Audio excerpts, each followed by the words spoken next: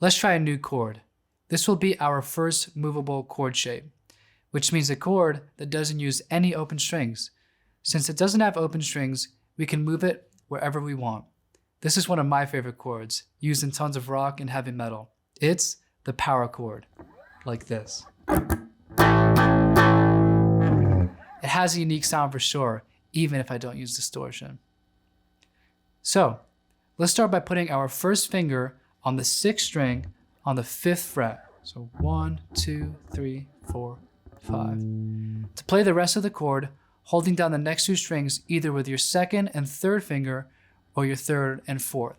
So we can do it like this with your 2nd and 3rd, or with your 3rd and 4th on the 7th fret of the next 2 strings down.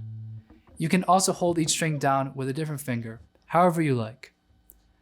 All of these ways have their pluses and minuses, and note, I won't play strings 1 through 3. I will be muting these with my barred finger.